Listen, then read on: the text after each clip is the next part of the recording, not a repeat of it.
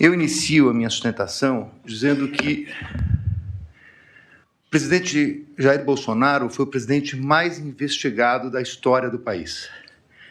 Uma investigação que perdurou por anos, que começa com o objetivo de investigar uma live de 4 de agosto de 2021, em que se autoriza a quebra de uma nuvem do seu ajudante de ordens, Coronel Cid, que hoje é delator, que perdura por meses essa investigação da quebra, com vários objetos diferentes. Num primeiro momento, verificava-se a live, numa investigação determinada pelo TSE. No segundo momento, investigava-se o cartão corporativo, os gastos do presidente e da então primeira-dama. Depois investigou-se até uma questão de emendas, para se chegar numa questão de vacinas. Portanto, não havia um objeto específico. E por que eu estou tratando disso, senhor presidente? Porque o inquérito das vacinas é a gênese de todo este caso, onde ocorreu a prisão e depois a colaboração do Coronel Cid. E o que se achou, senhor presidente, depois de tudo isso? Que foram determinadas buscas e apreensões, foi feita a quebra de nuvens, o presidente foi investigado, buscas e apreensões. O que se achou com o presidente? Absolutamente nada. E com todo o respeito e com toda a vênia, ilustre Procurador-Geral da República, eu contesto essa questão do documento achado no do Partido Liberal. Há, inclusive, no meu colega Paulo Bueno, uma ata notarial de que ele enviou para o presidente da República aquele documento. Então, esse documento não foi achado. Com o presidente não se achou absolutamente nada. A partir daí, restava a versão do delator, com uma minuta que estava no seu telefone tratando de uma questão de estado de sítio, e mais absolutamente nada. Então, vem a denúncia. E a denúncia é feita, efetivamente, com duas novidades. Porque, com o estado de sítio, e baseado na palavra exclusiva do delator, seria difícil a propositura de uma ação penal. Então, traz-se uma narrativa que vem, efetivamente, do começo de atos, de pronunciamentos do presidente da República, pronunciamentos públicos, e depois o 8 de janeiro.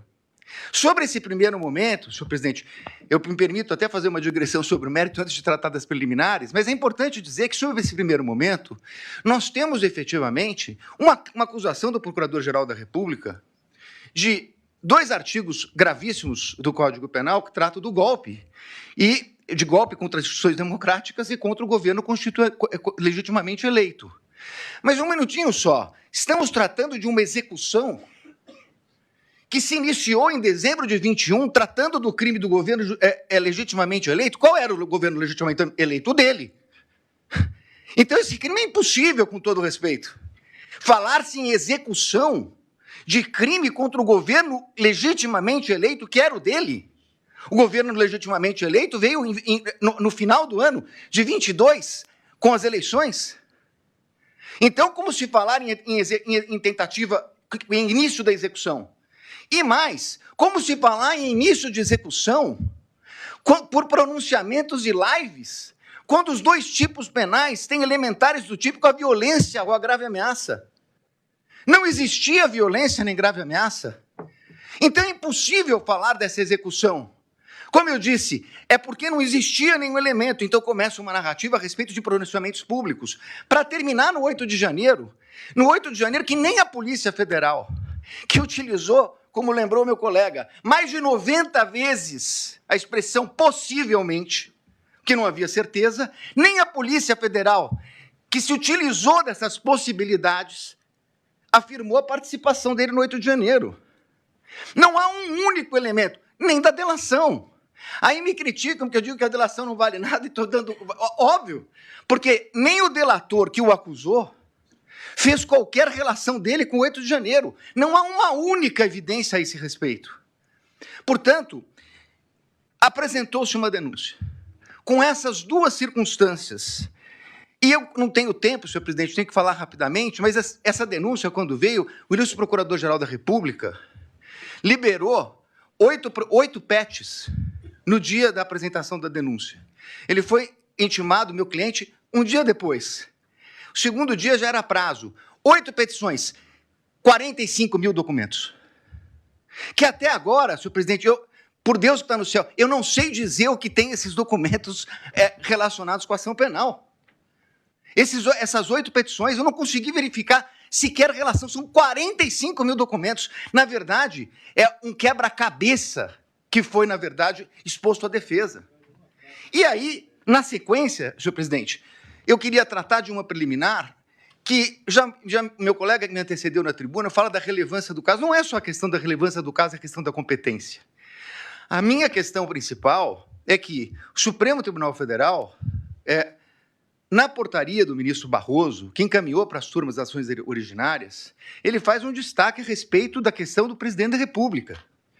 Então, o presidente da República, se crime houvesse contra o presidente da República, seria julgado pelo pleno do Supremo Tribunal Federal. Ora, se o Supremo Tribunal Federal entendeu agora, num julgamento que foi concluído recentemente, após a apresentação da denúncia, que a competência se prorroga e que os detentores de foro, ainda que deixem suas respectivas funções, passem a ocupar, saiam da prerrogativa de foro, e o delito será julgado pelo Supremo, prorrogando a competência que detivera aqui no momento que ocupava o cargo. Qual era a competência? Era do pleno, porque ele era presidente da República, e chegou a ser investigado como presidente da República. Muito bem. Mas, com base nisso, senhor presidente, o que nós temos nessa denúncia? A prova da defesa, substancialmente, é uma prova negativa. É uma prova negativa. Não fez, não participou, não aderiu, não autorizou, é uma prova negativa. Então, seria muito importante, e eu reconheço, ministro Alexandre de Moraes, Vossa Excelência despachou comigo no Salão Branco, e é verdade o que Vossa Excelência coloca, que todos os elementos da denúncia, citados na denúncia e no relatório da Polícia Federal, estão nos autos. A conversa de Mauro Cid, citada na denúncia, está realmente nos autos. Nós tivemos acesso quando é escrito por escrito, quando é por áudio, por áudio. O que não está na denúncia é a completude da mídia. Como disse o meu colega que me antecedeu. Então, senhores ministros, a pergunta é o seguinte: se eu não tenho a mídia completa, nesse momento de preliminares, não seria o caso de a defesa poder suscitar, se fosse o caso, a cadeia de custódia da prova? Mas eu não tenho a completude, eu não tenho os telefones, eu não tenho as mídias. Há uma discussão muito grande a respeito desse plano punhal verde e amarelo. Há uma reunião. Seria absolutamente imprescindível verificar as demais mensagens que foram passadas naquele dia. As outras mensagens que foram passadas pelo WhatsApp. Os outros documentos que estão na mídia. É essa a reclamação da defesa. O que nós temos, e temos tudo que a denúncia citou e tudo que o relatório da Polícia Federal citou, mas esse é o recorte da acusação. Com todo respeito, a defesa tem direito a fazer o seu próprio recorte. E isso poderia impactar. Eu sei, ministro Flávio Dino, Vossa Excelência já falou aqui em outras sessões de julgamento que eu assisti, que falou hoje, nós não vamos fazer Vossa Excelências não farão um julgamento aprofundado da denúncia. É óbvio, nós estamos falando aqui de um standard mínimo, de uma verificação de possibilidade do recebimento da prova. Mas é evidente que se houvesse uma mensagem comprovando que não há nenhuma relação com o punhal verde e amarelo, teria muita importância para esse momento. Porque nós estamos falando de um recebimento de uma denúncia gravíssima, por fatos gravíssimos, que o presidente da República não tem nenhuma relação com o punhal verde e amarelo, Operação Luneta, com Copa 22 e assim por diante. Então, a verificação das trocas de mensagem, a partir do momento que Correios dizem que falaram com o Comando Militar, que pediram audiência no Planalto, na Alvorada, que tiveram lá, o que disseram? Isso não consta. É essa a importância de verificar toda a questão. Me encaminhando para o final, senhor presidente, eu gostaria de tratar a questão da delação premiada. E aqui eu queria tratar de duas questões, porque inclusive estão sendo confundidas. Aliás, tudo que fala a defesa na imprensa sai de uma forma um pouco distorcida. O que foi questionado pela defesa?